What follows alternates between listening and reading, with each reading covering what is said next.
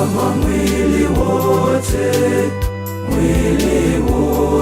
ungekuwa jicho, sikio lingekuwa wapi? Na kama mwili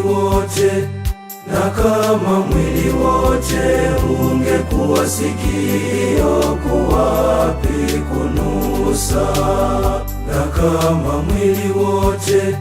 Na kama mwili wote ungekuwa sikio, kuwapi kunusa?